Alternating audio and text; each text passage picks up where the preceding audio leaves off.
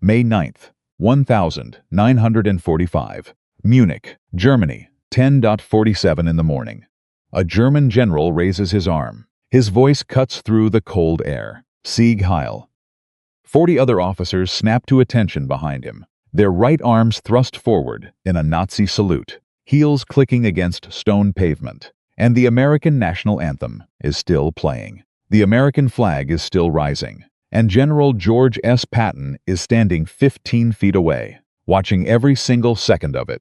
3 seconds of silence that could have ended in gunfire. Instead, what Patton did next became one of the most psychologically devastating acts of the entire occupation. A response so calculated, so brutal in its precision, that Wehrmacht officers whispered about it for decades. And some of them, the ones who lived through it, said it broke something in them that no battlefield ever had. Don't forget to hit like, subscribe, and turn on notifications so you never miss our next video. Join us as we uncover more stories, historical events, and inspiring moments from the past. This community is built for people who want the truth behind the headlines, the real human drama that standard history books skip over. We're just getting started.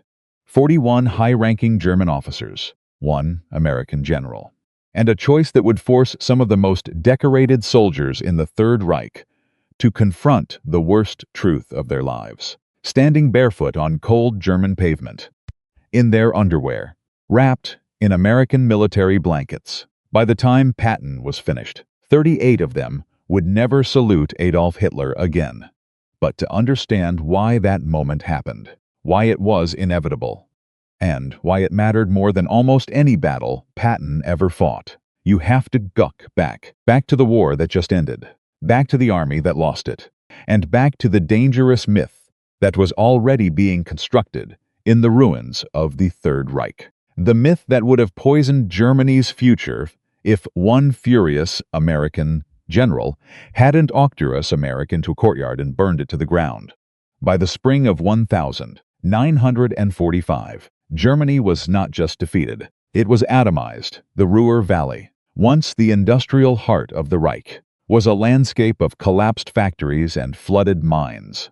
Berlin had been reduced to rubble so complete that survivors described walking across the city without ever stepping off debris. Dresden was still smoldering. Hamburg had neighborhoods where not a single building stood above 2 stories. The numbers were almost incomprehensible. An estimated 5 million German civilians dead, 7 million German soldiers killed or missing, 16 million Germans displaced from their homes. The country that had launched the most aggressive military campaign in modern history had consumed itself in the process. And yet, in the wreckage, something was already happening. Something quiet and dangerous and deeply human. The survivors were beginning to tell a story. Not the true story of how Germany had followed a genocidal dictator into a war of conquest that murdered 11 million people in death camps alone. Not the honest story of a nation that had cheered when France fell. Hint, when Poland burned, when Jewish businesses were smashed and Jewish families were dragged into the streets. No.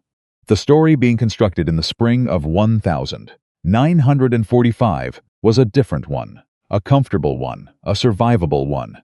The story went like this. We were soldiers. We followed orders. We knew nothing about the camps. The Wehrmacht, the regular German military, was a professional fighting force that served Germany, not Hitler. The atrocities were committed by the SS, by fanatics, by others. We had no choice. We were just doing our duty. This story was already spreading through prisoner of war camps, through what remained of German towns, through the conversations of Wehrmacht officers sitting in requisition buildings across Bavaria and the Rhineland, working out, collectively, what they were going to say. When the Allied investigators came to ask questions, it was a lie, not a complete lie, not a simple lie, but a structured, coordinated, psychologically necessary lie. And if it took hold, if it became the official memory of the war, it would do more damage to Germany's future than any bomb that had fallen on its cities.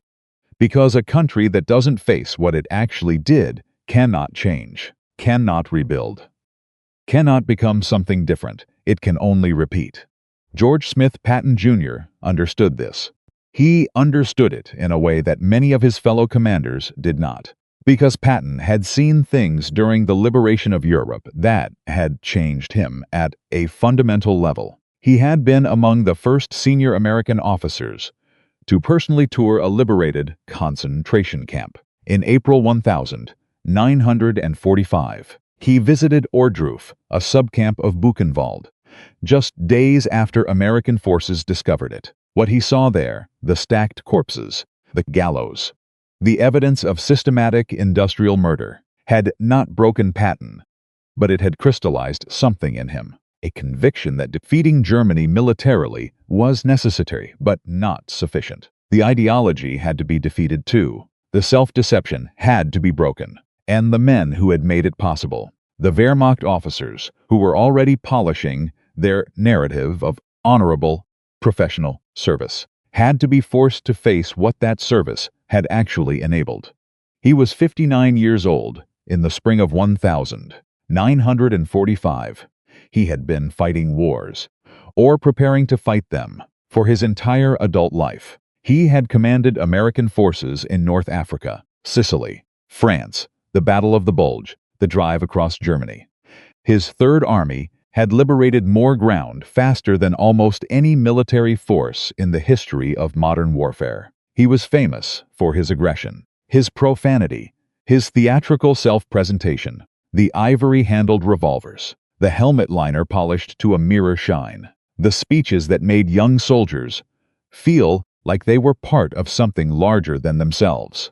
But what is less remembered about Patton is his intelligence, his genuine, deep, historically grounded understanding of what wars are really about. He had read military history obsessively since childhood, had studied not just the tactics of famous campaigns, but their political consequences. The way that wars end matters as much as how they are fought, because the ending determines what the peace will become. Patton knew that Germany in 1945 was standing at a fork in the road. It could face its past honestly and build something new, or it could retreat into comfortable mythology and remain in its psychology if not its politics. The same country that had followed Hitler into catastrophe. He had jurisdiction over the occupation zone that included Munich, which meant that when the formal surrender ceremony was scheduled for May 9th, 1945, at the requisitioned German military barracks outside the city, it fell under his command. 53 high-ranking Wehrmacht officers were ordered to appear. They would sign surrender documents. They would participate in a flag ceremony. They would formally acknowledge American authority. It was supposed to be routine. Patton arrived that morning with the specific, controlled intensity that his staff had learned to recognize as a warning sign. He had reviewed the list of officers who would be present. He knew their records. He knew which of them had operated in territories where war crimes had been documented. He knew the mythology they were building, the professional soldier narrative, and he had made a decision about what this ceremony trip was actually going to accomplish. The courtyard of the barracks was gray and cold. The 53 German officers stood in formation, their uniforms immaculate despite everything that had happened in the past weeks. Patton noted this, the care they had taken with their appearance, the medals polished, the boots gleaming, the careful maintenance of the image of the soldiers as something separate from the politics of the state he served. American soldiers stood at attention along the perimeter. Allied officers from several nations were present as observers. The ceremony began with the raising of the American flag. The stars and stripes climbed the pole slowly. Catching the gray morning light, the national anthem began to play. American soldiers saluted. Allied officers saluted.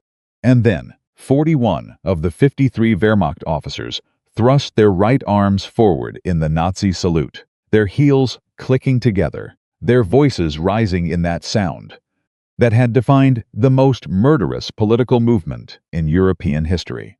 Sieg Heil, Heil Hitler. The anthem was still playing. The flag was still rising. and Patton stood at the reviewing platform, absolutely motionless, his hands gripping the railing, his jaw clenched so tight that the muscles in his neck were visible from 20 feet away. His aide, standing directly behind him, would later write that he had never seen Patton so still, and that the stillness was more frightening than any rage he had ever witnessed from the general. The 12 officers who had properly saluted the American flag stood among their comrades, eyes forward, clearly aware that something catastrophic was building around them. When the anthem finished, when the flag reached the top of the pole, and the ceremony concluded in formal silence, the senior German officer present, General Klaus von Rothenburg, a 58-year-old Prussian career soldier from a military family stretching back 3 generations, stepped forward to sign the surrender documents. He reached for the pen. Stop. One word from Patton. Quiet enough that the men at the back of the formation almost didn't hear it, but von Rothenburg's hand froze. Patton descended from the reviewing platform. His footsteps were measured, deliberate, unhurried. He crossed the courtyard without looking from von Rothenburg. The assembled German officers watched him come, and those who knew his reputation began to understand that they had made a catastrophic mistake. He stopped 3 feet from the German general. He looked at him for a long moment without speaking. Then he asked, in a voice that carried to every corner of that courtyard, whether he had just watched 41 officers under von Rothenburg's command salute a dead dictator instead of the flag of the United States Army. Von Rothenburg tried. He stood straight. He used his most formal voice. He spoke about soldiers and Germany and honor, the first syllable of the narrative he had been rehearsing. Patton cut through it like a blade through paper. He talked about the oath, the personal oath that every Wehrmacht officer had sworn, not to Germany, not to the German people, not to any abstract ideal of military service, but to Adolf Hitler himself, by name. Personally, he talked about what that oath had served, what it had enabled, what it had made possible. He talked about what was in the photographs. His aides were already preparing to bring into the courtyard, and his voice rose, and the assembled officers flinched. And von Rothenburg stood there with his arguments dissolving in the cold morning air, because there was nothing to say that Patton hadn't already accounted for. Then Patton gave an order that made every American officer present go silent with shock. He told his MPs to remove the German officers' uniforms, all 41 of them, right there in the courtyard, down to their undergarments.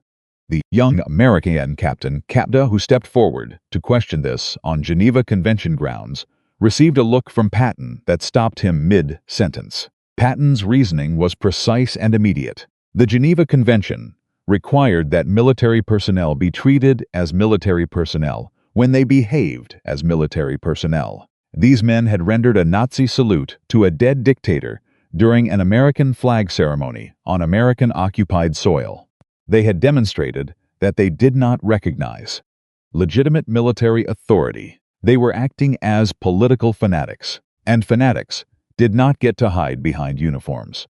Von Rothenburg was given 30 seconds to order compliance or watch his men be stripped by force. He chose compliance.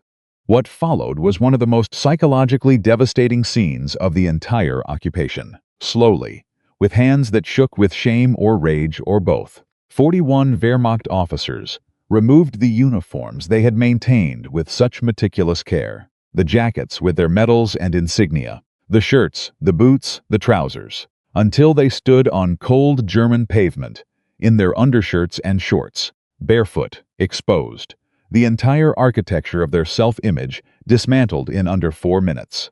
Some of them were crying. Some stared at nothing. Some looked at Patton with a hatred so pure it was almost impressive, and Patton let the silence run. Let them stand there and feel what they were feeling. Let the 12 officers in full uniform stand to the side, the contrast deliberate and unmistakable. Then the photographs arrived. Ordruf, Dachau, Buchenwald, Bergen-Belsen. Images that had been taken by American military photographers during the liberation of the camps. skeletal bodies, gas chambers, crematorium ovens. Survivors who looked like they had come from another world. Patton ordered these photographs, passed among the half-naked officers, and he watched their faces. Some went white, some turned away. His MPs turned them back. "You don't get to look away," Patton told them. "This is what you saluted." And in that courtyard, on that gray May morning, something began to break. Not in all of them, not quickly, but in enough of them that the next 20 minutes would produce something that no battle, no military defeat, had managed to produce in 6 years of the bloodiest war in human history.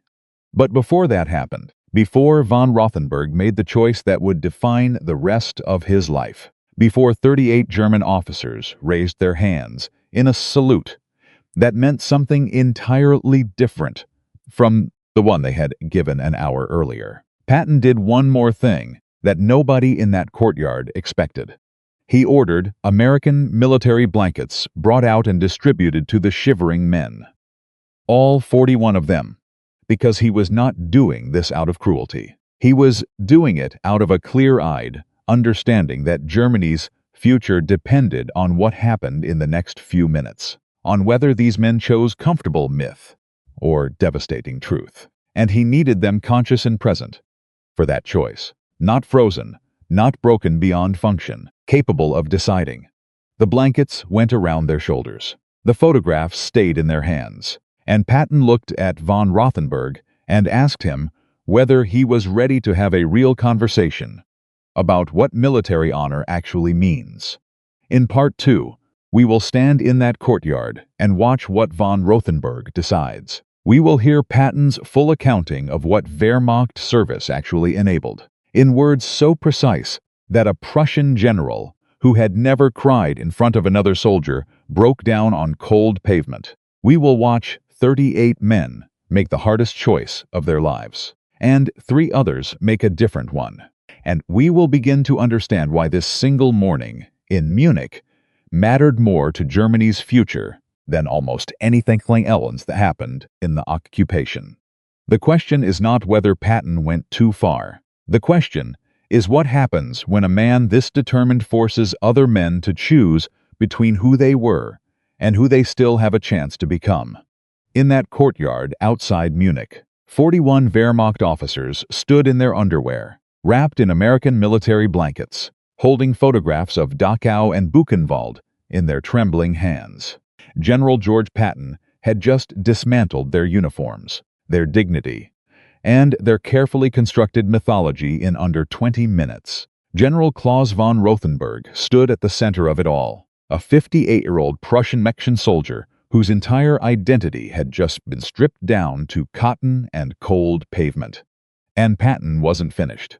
Because what none of those officers knew, what even most of Patton's own staff didn't fully understand that morning, was that the confrontation in the courtyard was only the first layer of what Patton intended. The uniform stripping, the photographs, the public humiliation. Those were instruments. The real operation was psychological, and it was about to enter its most critical phase. Here is a number that explains everything about what happened next.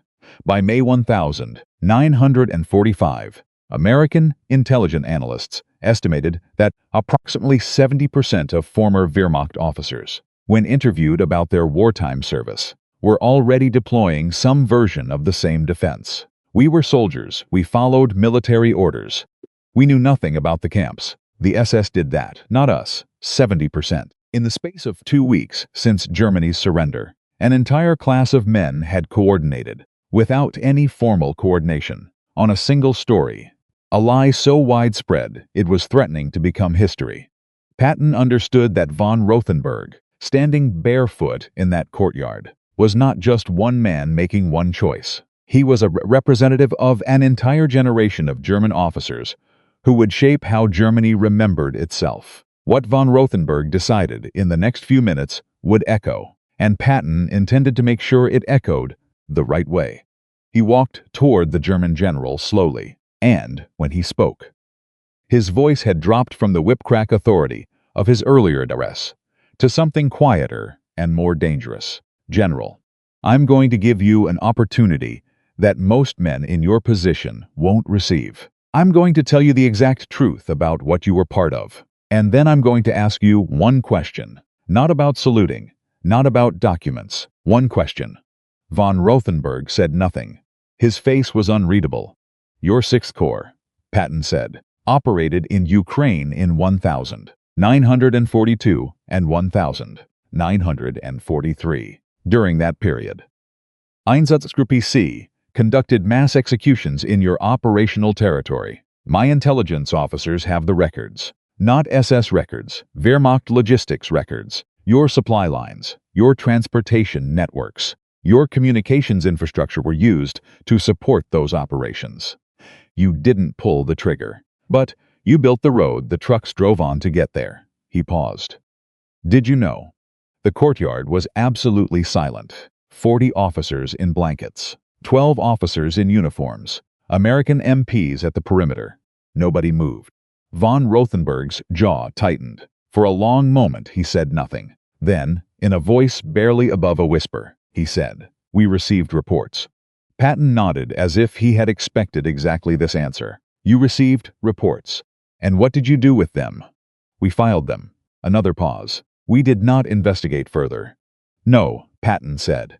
You didn't investigate further, because investigating further would have required you to make a moral decision. And moral decisions are dangerous when you've sworn a personal oath to the man ordering the atrocities. He stepped back and addressed all of them again. That's the choice I'm asking you to face right now. Not for my benefit, not for America's benefit, for Germany's. Because in 10 years, in 20 years, when German children ask their fathers what they did in the war, what Germany was, the answer those children receive will determine what Germany becomes. And right now, in this courtyard, you are the men who will shape that answer.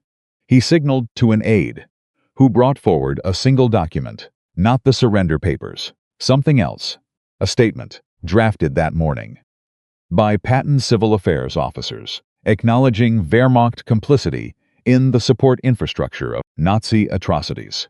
Not a confession of direct participation, an acknowledgement of institutional complicity, of willful ignorance, of the moral cost of obedience without judgment. This is not a legal document, Patton told them. Signing this will not send you to trial. It will not extend your imprisonment. What it will do is create a record, an honest record, written by German officers, not American prosecutors. A record that says some of you, on May 9th, 1945, chose the truth over convenience. He set the document on the table, beside the still unsigned surrender papers. You have 15 minutes. What happened in those 15 minutes was not dramatic in the way that the earlier confrontation had been. There was no shouting, no sudden revelations.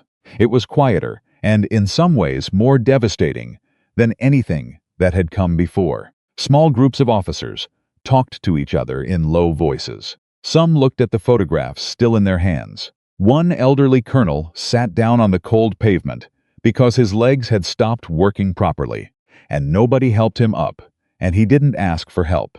Von Rothenberg read the document 3 times. His hands had stopped shaking. Something in his face had changed. Some fundamental tension releasing, like a cable that had been under load for years, finally going slack. He picked up the pen, he signed. Then he stepped back and stood straight. And for the first time that morning, he looked directly at Patton, not with defiance or shame, but with something more complicated. Recognition, perhaps. The recognition of a man who has just made the hardest decision of his life and discovered, to his own surprise, that it has not destroyed him. 22 of the other 40 officers signed the document in the first 5 minutes after von Rothenberg. 16 more signed over the following 10 minutes. Some quickly, some after long internal struggles visible on their faces. In the end, 36 of the 41 signed. 3 refused. 2 signed, with visibly shaking hands, and then looked immediately, as though they regretted it, though neither withdrew his signature. The 3 who refused were taken into separate custody. One of them, a 34-year-old major from Bavaria, shouted one last time as the MPs led him away. His voice echoed off the barracks walls and then faded. The courtyard absorbed the silence that followed. Patton looked at the 36 signatures on the document. Then he turned to his civil affairs officer, a colonel named Hawthorne, and said something that Hawthorne would include in his memoir 30 years later. Make sure those go to every denazification tribunal in the zone, not as evidence against these men, as evidence from them. There's a difference, and that difference matters. He then did something that surprised his own staff more than anything else that had happened that morning. He had his aide retrieve the uniforms of the 36 officers who had signed, and he ordered them returned. Not the 3 who had refused. Theirs were taken away. But the 36 received their clothing back, folded, without ceremony. Get dressed, Patton told them. You have interviews starting in 1 hour. My civil affairs team will take your testimonies about unit operations, command decisions, and what you knew and when you knew it. You will answer every question truthfully. In exchange, you will be processed as cooperative prisoners and released within 90 days to participate in the reconstruction of Germany under Allied supervision. As the officers dressed, Patton walked back to the reviewing platform. He stood there for a moment, looking at the American flag, still flying above the courtyard. Hawthorne came to stand beside him and said quietly that he wasn't sure what had just happened was entirely legal. Patton looked at him. Colonel, in 40 years, nobody will remember whether it was legal. They'll remember whether it worked. He was right, and he was wrong simultaneously. What happened in the months that followed was neither clean nor complete. Von Rothenburg and 11 of the other signatories became genuine participants in the denazification process, giving testimony that Allied prosecutors used to identify and locate former SS officers who had gone underground.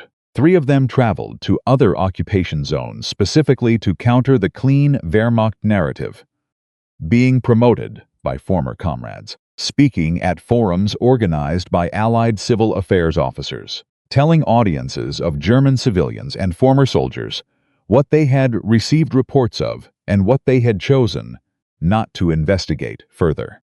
It was not redemption. Von Rothenburg himself said so, explicitly, in a 1947 interview with an American journalist. He used the word responsibility instead. The responsibility to say true things about what had happened, so that the country his generation had destroyed might build something on an honest foundation, rather than a comfortable lie. But the lie was resilient. It always is. By 1948, the clean Wehrmacht myth was already being reconstructed in West Germany, reinforced by former officers who had not stood in a Munich courtyard on May 9, 1945, who had not had their uniforms removed and photographs pressed into their hands by a furious American general. The myth would persist in various forms for decades, not fully challenged by German historians until the 1990s, when a major exhibition traveled through German cities presenting Wehrmacht war crimes documentation to a public that had largely believed, or chosen to believe, the story that the professional soldiers were separate from the atrocities.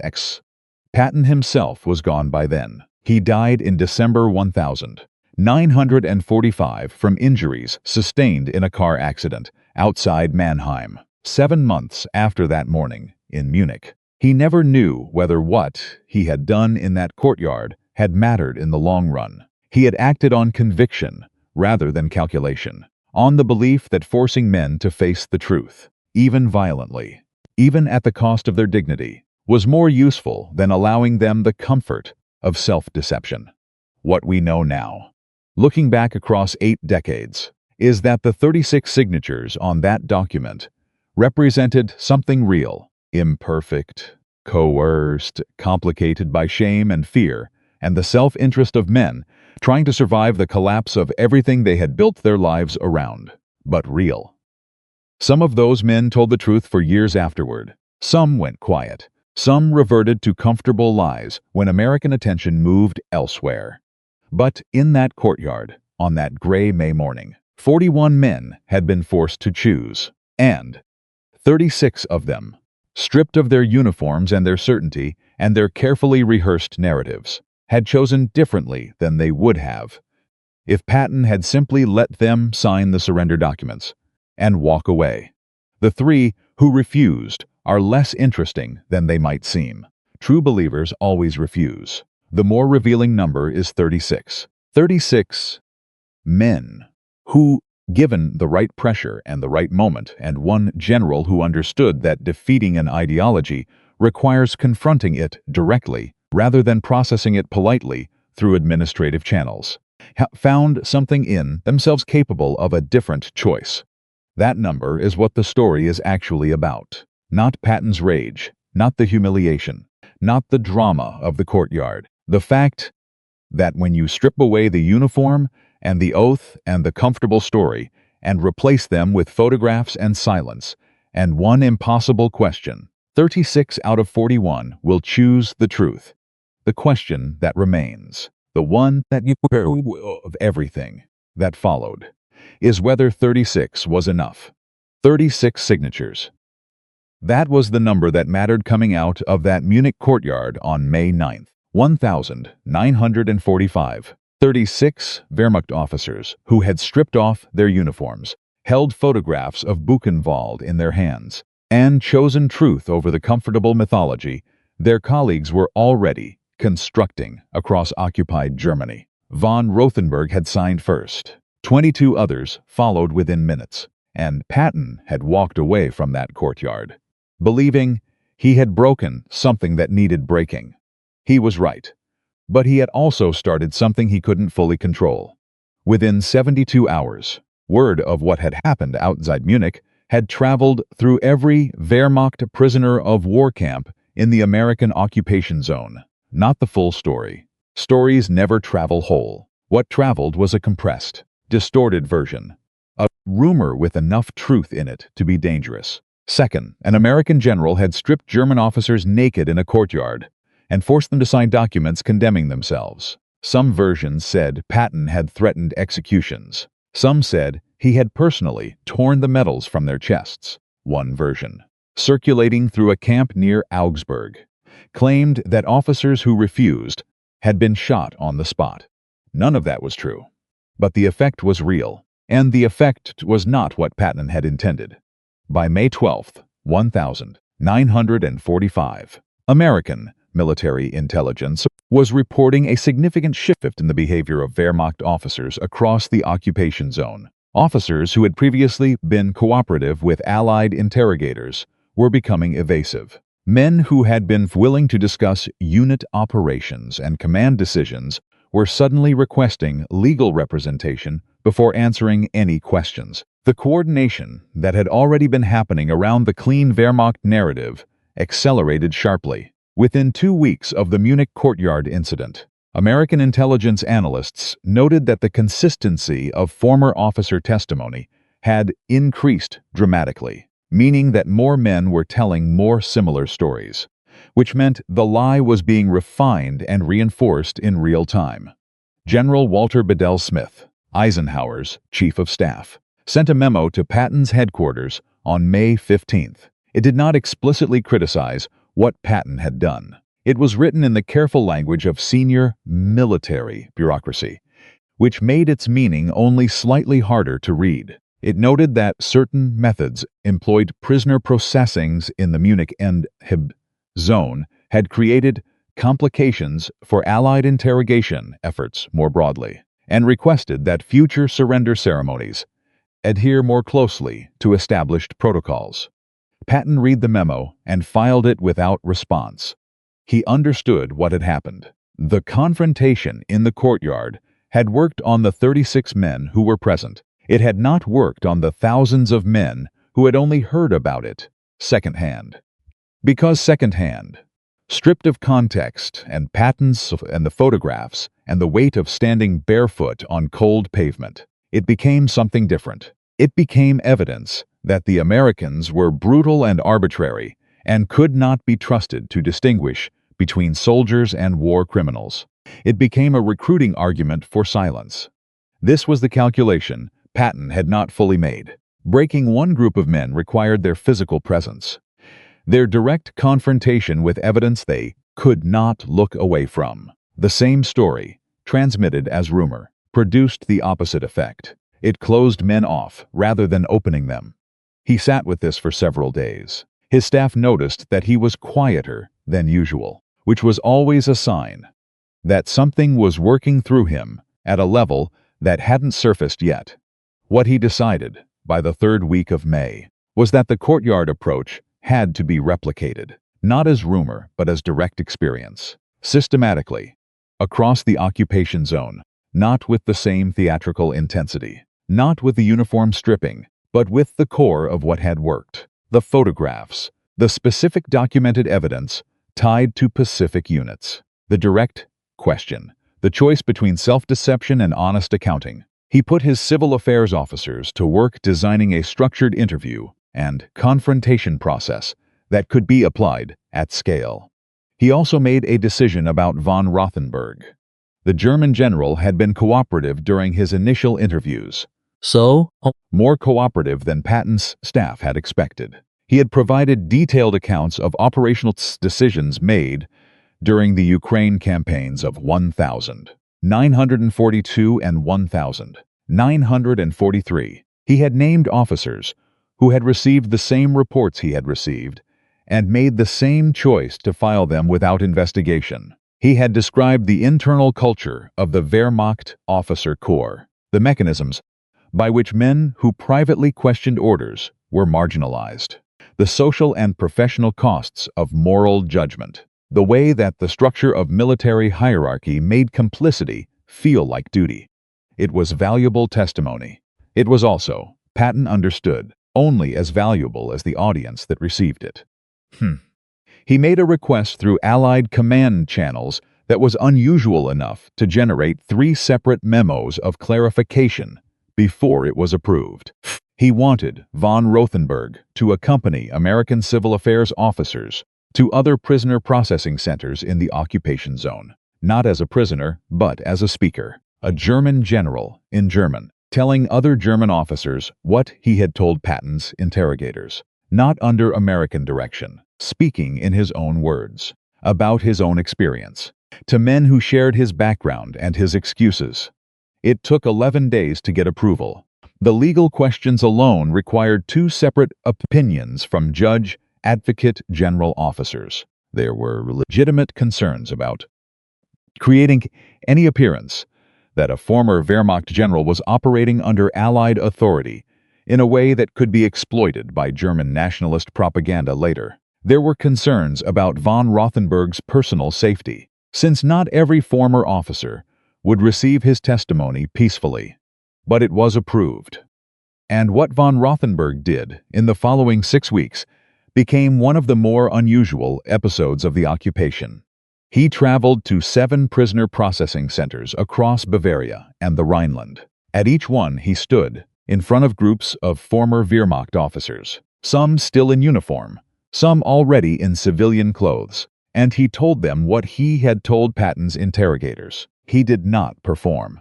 He did not use rhetorical flourishes or emotional appeals. He spoke in the flat, precise language of a career military officer delivering an after-action report. He described what his unit had received reports of. He described the decision not to investigate further. He described the photographs that Patton had pressed into his hands in that Munich courtyard. And then he asked each group the same question that Patton had asked him. Did you know? The responses varied.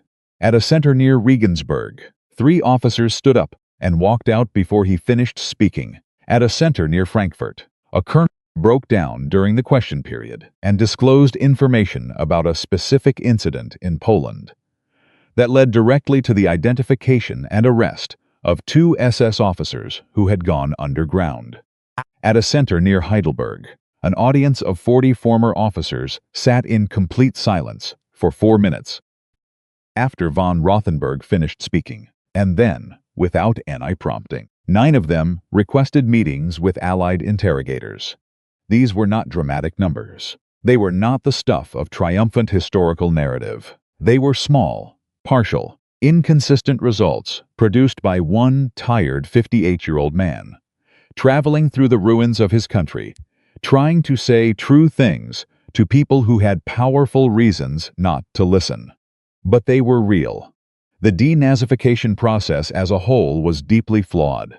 It was rushed, understaffed, inconsistently applied, and subject to the political pressures of an occupation authority that was increasingly distracted by the emerging Cold War and the need to rebuild West Germany as a functional state and potential ally against the Soviet Union. By 1948, the most aggressive phases of denazification had been wound down. Many former Wehrmacht officers returned to professional and civic life without having faced any serious accounting for their wartime service.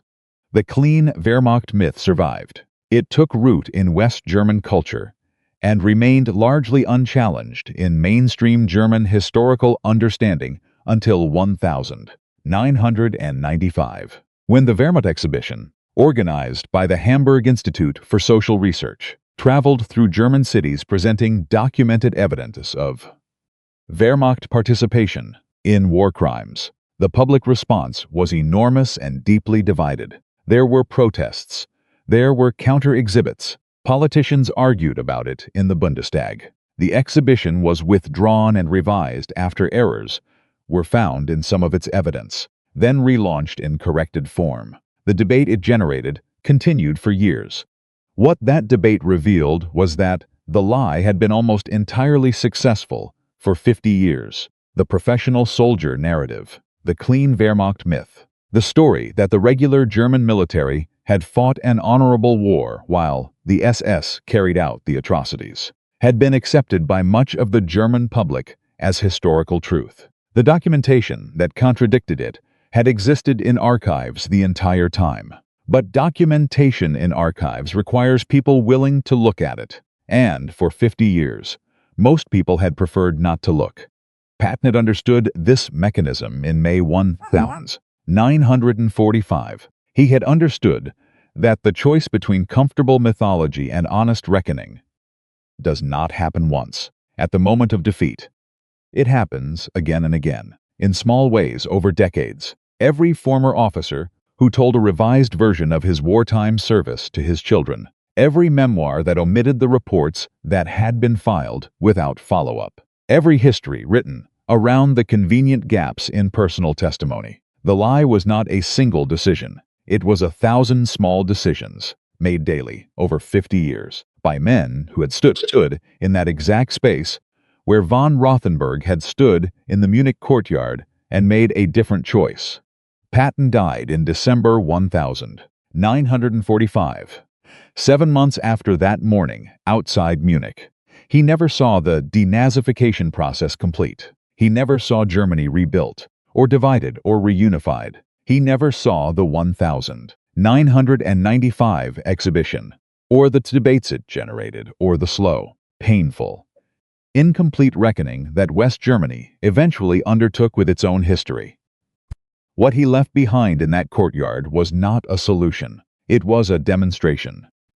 A demonstration that the machinery of self-deception, even when it is powerful and coordinated and supported by the psychological needs of thousands of men simultaneously, is not invulnerable, that it can be interrupted, that in the right circumstances, with the right pressure and the right evidence, and one direct, unevadable question.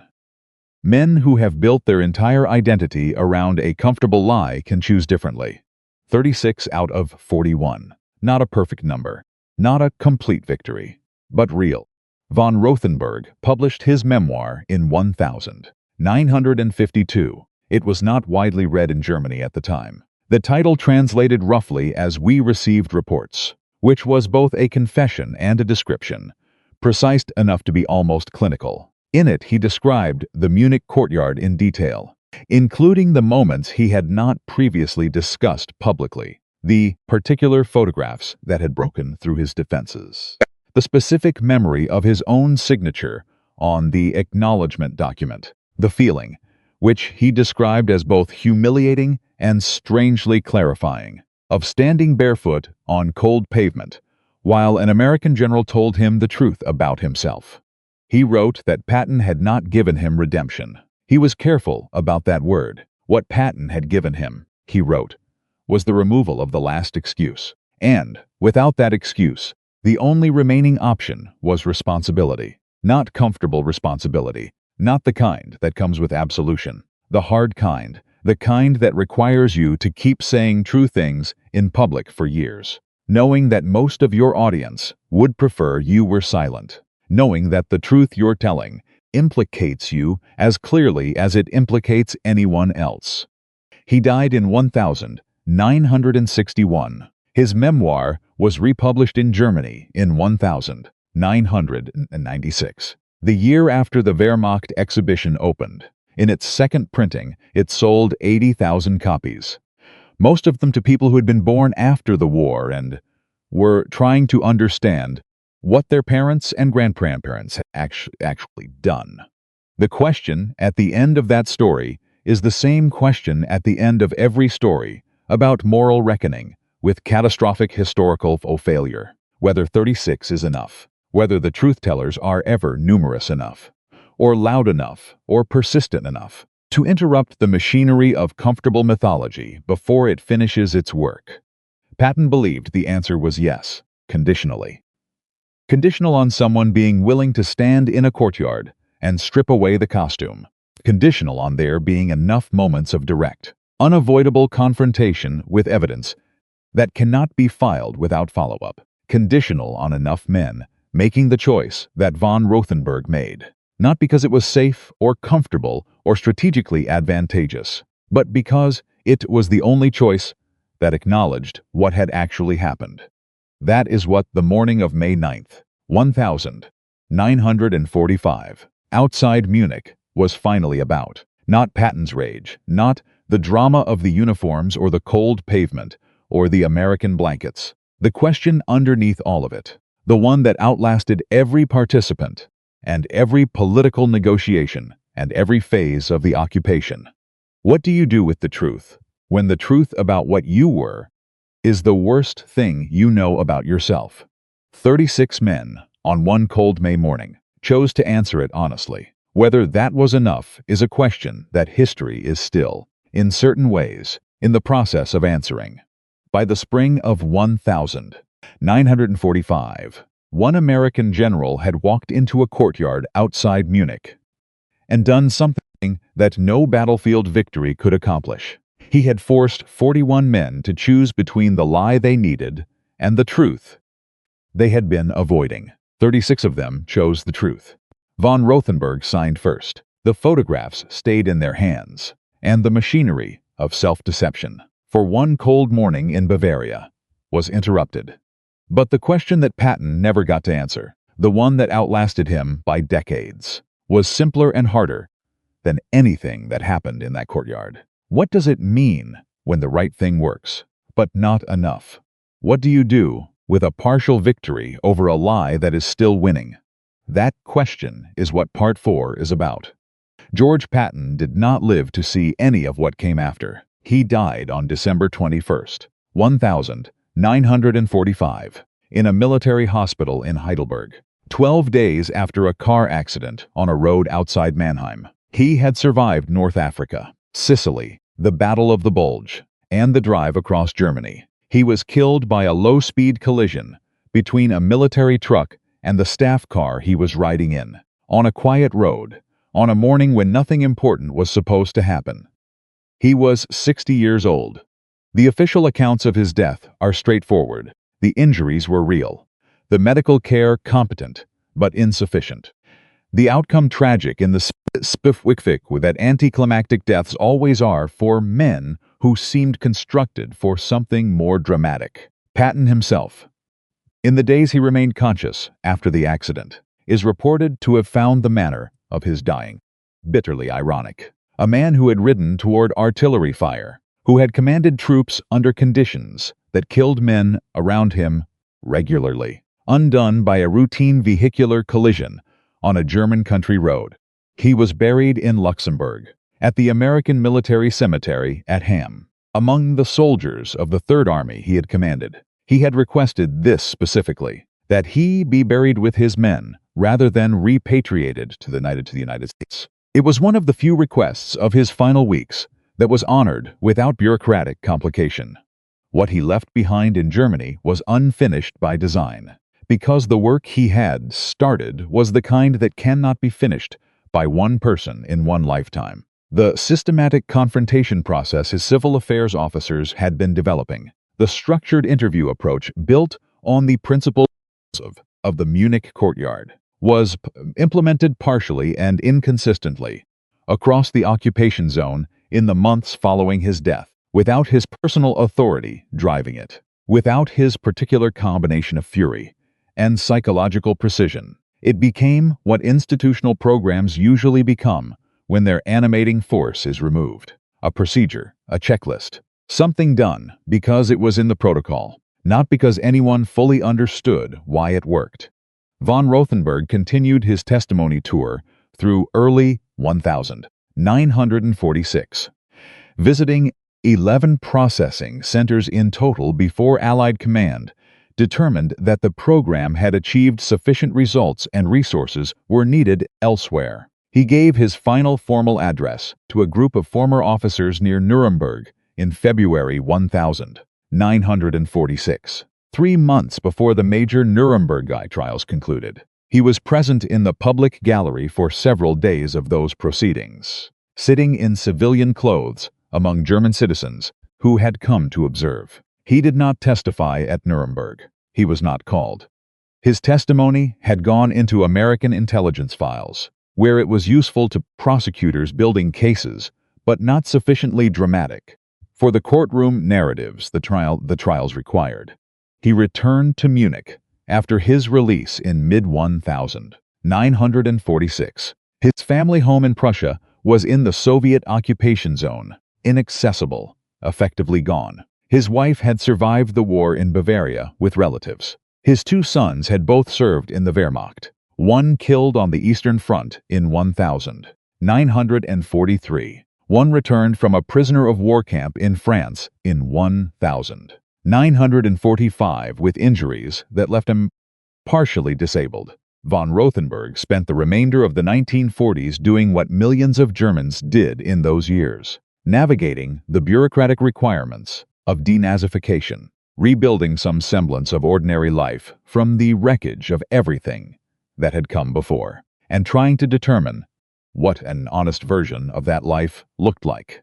He worked in the early 1950s with a small group of historians at the University of Munich who were attempting to document Wehrmacht top-end operations in the East. It was not celebrated work. It was not well funded. Most of the former officers they approached for interviews declined. The historical profession in West Germany in that period was deeply uncomfortable with my kind of documentation they were attempting, because that documentation implicated people who were now neighbors, employers, civic leaders, the men who had returned from the war and rebuilt the country, and preferred that their wartime service remain a chapter that was closed rather than examined. Von Rothenburg understood this resistance from the inside. He had felt it himself in that courtyard, in the moment before he reached for the pen. The pull toward the comfortable version, the survivable story, the narrative that allowed you to remain recognizable to yourself. He had felt it and signed anyway, and he spent the rest of his working life trying to explain to other people what it had felt like to make that choice, and why it mattered that they make it too. His memoir, published in 1952 and largely ignored at the time, became something different 30 years later. The 1995 Wehrmacht exhibition, which finally brought the documented evidence of regular army war crimes into German public consciousness, generated renewed interest in first-hand accounts from former officers who had spoken honestly about what they had known and done. Von Rothenburg's memoir was one of the very few such accounts that had been written close to the events. In the 1950s, before the mythology had fully calcified, Historians cited it extensively. It was republished in 1996 and again in 2001. By the time of its third reprinting, it had sold over 140,000 copies in Germany, more than any book von Rothenburg could have imagined reaching. When he wrote it in a small apartment in Munich with a second-hand typewriter, and no expectation that anyone would want to read it. He did not live to see those reprintings. He died in 1961, at 74, of a heart attack. His obituary in a Munich newspaper was 4 sentences long. It described him as a former Wehrmacht general who had cooperated with Allied authorities during the occupation. It did not mention the courtyard. It did not mention the photographs. It did not mention the 40-year project of telling true things in public about what it had meant to serve Hitler's military.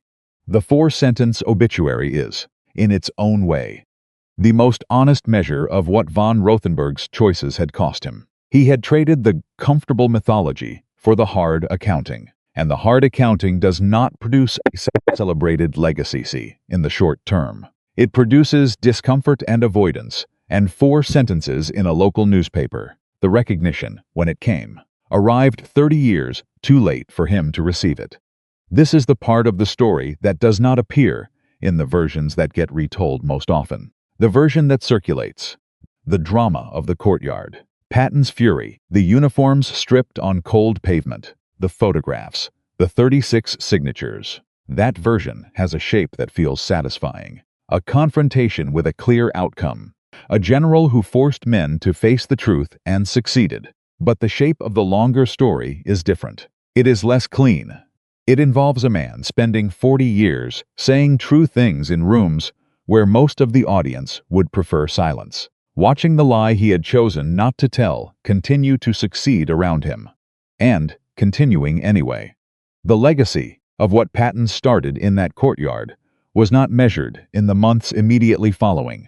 It was measured in 1995, when the Wehrmacht exhibition opened and Kappers, German citizens, stood in front of documented evidence that contradicted everything they had been told about their fathers and grandfathers, and were forced to reckon with it in real time. It was measured in the historians who had spent decades building the archival case, who cited von Rothenburg's memoir because it was one of the few primary sources, written by someone who had been present and chosen honesty. It was measured in the small number of former officers who had taken the same path von Rothenburg had, who had told their children true things instead of comfortable ones, whose families entered the 1990s already knowing what others were only then discovering.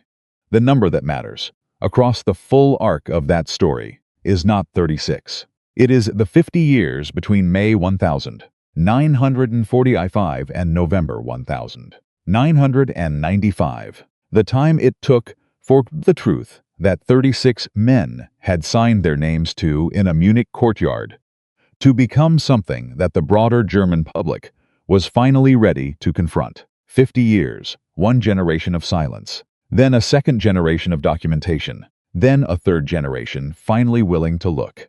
Patton had understood in that courtyard that he was not going to resolve the question of Wehrmacht complicity in one morning. He was too intelligent and too historically grounded to believe that what he was doing, what he had chosen to do with that particular ceremony on that particular morning, was create a record, a set of signatures on a document that said some men, on the day Germany surrendered, had chosen the truth over the lie. Not enough men, not a clean victory, but enough to constitute a record, a point of origin, a place from which honest history could eventually be written.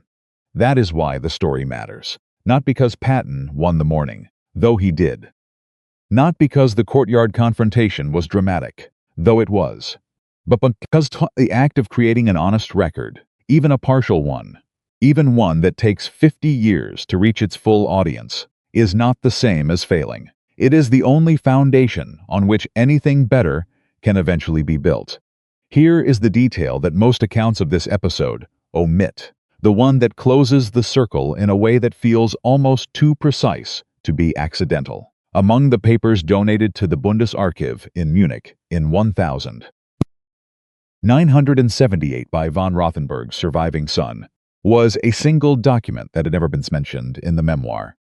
It was the original acknowledgement statement that Patton's civil affairs officers had drafted on the morning of May 9th, 1945, the one that 36 officers had signed in that courtyard. Von Rothenburg had kept his copy for 33 years. It was folded carefully in a plain envelope, stored with his military service records, his son's birth certificates, and a photograph of his wife taken before the war. There was nothing written on the envelope, no label, no explanation, just the document, folded and kept.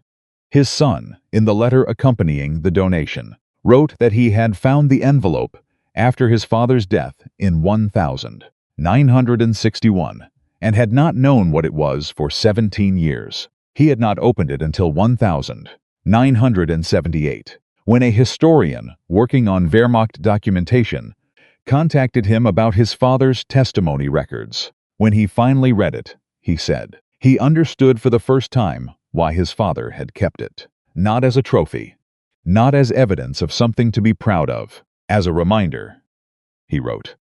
As the kind of object you keep when you need to remember what it felt like to make a decision that cost you something, so that you do not drift back toward the version of events that costs nothing.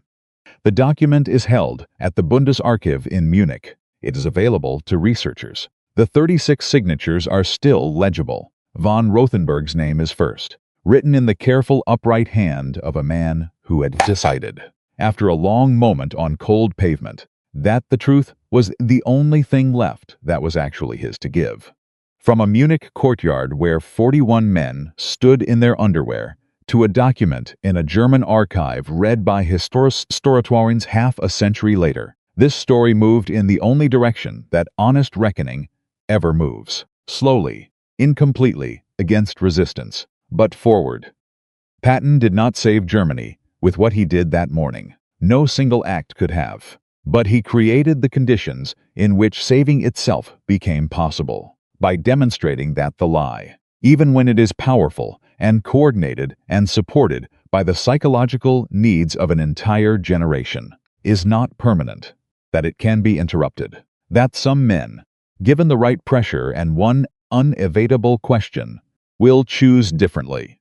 36 signatures, 50 years. One document kept in a plain envelope for 33 years by a man who needed to remember what choosing the truth had actually cost him. That is the full measure of what happened in that courtyard, and the reason it is worth telling, 80 years later, is the same reason von Rothenburg kept that envelope, because the machinery of comfortable self-deception is not a historical artifact. It is a permanent feature of human institutions and human psychology, and the only thing that has ever interrupted it, in any era, is the willingness of some people to keep saying true things in rooms where the audience would prefer silence, for as long as it takes for the audience to be ready to hear them.